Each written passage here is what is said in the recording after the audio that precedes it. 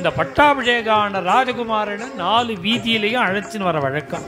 இந்த ஜனங்களுக்கு நம்ம புள்ளேட்ட எவ்வளவு அபிமானம். பார்த்தார் தசரதன் சந்தோஷம் தாங்கல்ல, நாளைக்கு பட்டாபிஷேகம். அப்படி அலங்காரம் பண்ணிட்டு ரதத்துல வரக்கூடிய ராமரை மேல் மாடியிலேந்து பார்க்கிறாராம் தசரத சக்கரவர்த்தி. நம்ம அப்பா நம்மளை சந்தோஷமா பார்க்க போற கடைசி சந்தர்ப்பம் இதான்.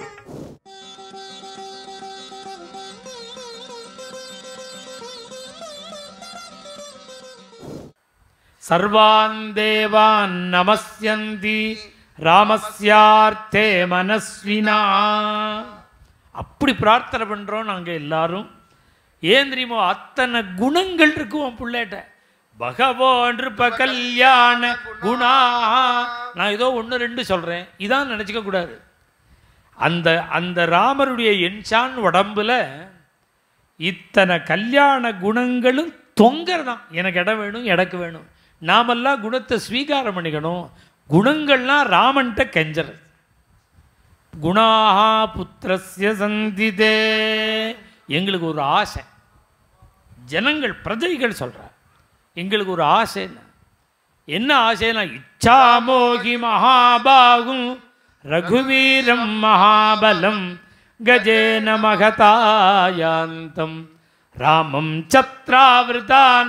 பட்டாபிஷேகம் ஆன உடனே பட்டத்து யானை மேலே யானைக்கு அலங்காரம் பண்ணி யானை மேலே உட்காத்தி வச்சு அம்பாரி போட்டு சாமரம் வீசி இந்த பட்டாபிஷேகான ராஜகுமாரனை 4 வீதியிலையும் அழைச்சின்னு வர வழக்கம்.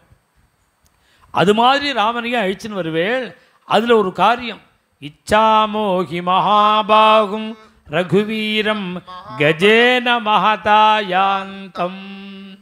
அந்த ராமன் அந்த யானை மேலே உட்காத்தி 10 அடி 15 அடி உயரம் 16 அடி உயரம் யானை.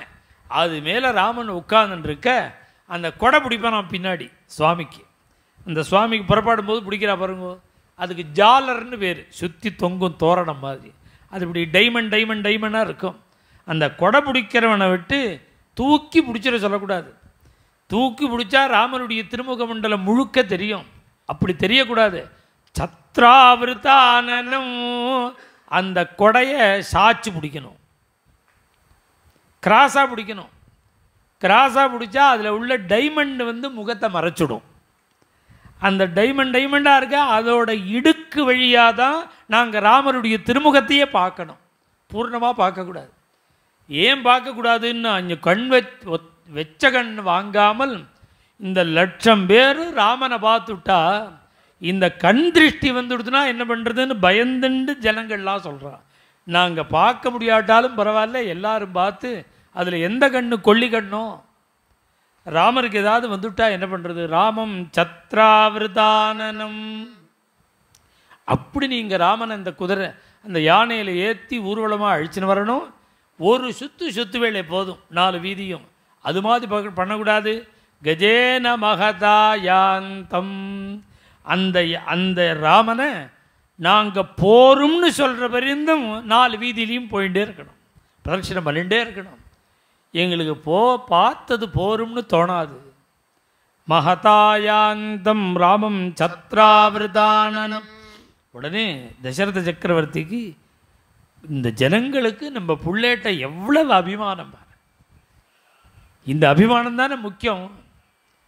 பார்த்தார் தசரதன் சந்தோஷம் தாங்கல்ல, நாளைக்கு பட்டாபிஷேகம்னு விட்டார். சித்திரை மாதம் காடெல்லாம் பூத்திருக்கு.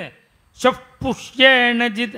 நாளைக்கு சைத்திர ஸ்ரீமானயம் மாசா புண்ணியா புஷ்பிதகா. காடெல்லாம் பூத்திருக்கு, சித்திரை மாதம்.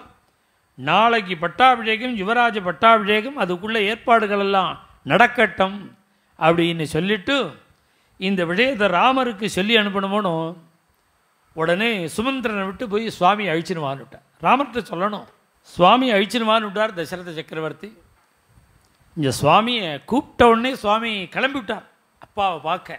ஆனால் எப்பொழுதுமே அழகா ரூபவானு சுபக ஸ்ரீமான் அவ்வளவு அழகாக இருக்கிற சுவாமி கொஞ்சம் விசேஷமாக அலங்காரம் பண்ணிட்டாராம். கொஞ்சம் ஸ்பெஷல் அலங்காரம். அப்படி அலங்காரம் பண்ணிட்டு ரதத்தில் வரக்கூடிய ராமரை அந்த அந்த ராஜசபையினுடைய மேல் மாடியிலேந்து பார்க்கறாராம் தசரத சக்கரவர்த்தி. பிராசாதஸ்தா ரதகதம் ததர்ஷாயாந்தம் ஆத்மஜம். இப்படி வர ராமரை பார்க்கிறார். சுவாமி எப்படி இருக்காருங்கிறார். இங்கே வர்ணிக்கிறதுன்னு ஒரு எல்லை உண்டோனோ அந்த எல்லையை தாண்டி விட்டாராம். இவ்வளவுதான் வர்ணிக்கலாம்னு இருக்கு வர்ணலையில். அதெல்லாம் தாண்டி அபிராமி பட்டர் சொல்லலையா, நல்ல அமாவாசை அன்னைக்கு பௌர்ணமிங்க இல்லையோ, அது மாதிரி தோணினதெல்லாம் சொல்கிறது. வால்மீகியால் கட்டுப்படுத்த முடியலையா வர்ணனையை. ஏன்னா இவராவது ஏதோ யோஜனையில் சொல்லிவிட்டார், உள்ளத்தை சொல்கிறார் வால்மீகி. இவர் இப்படி வர்ணிச்சாருன்னா ராமர் அப்படி வந்தாராம். எத்தனையோ இடத்துல வர்ணனை இருக்கு. இங்கே தான் ஸ்லோகத்தோட அழகு, வர்ணனையோட அழகு. ஏன் இவ்வளவு அழகாக சுவாமி வந்தார்னார், அவருக்கு சர்வா பரமாத்மாவோன்னு அவருக்கு தெரியும். நம்ம அப்பா நம்மளை சந்தோஷமாக பார்க்க போகிற கடைசி சந்தர்ப்பம் இதான். மேலும் இது போன்ற சிறப்பான நிகழ்ச்சிகளை காண இப்போவே லைக் பண்ணுங்க, ஷேர் பண்ணுங்க, மறக்காம சப்ஸ்கிரைப் பண்ணுங்க.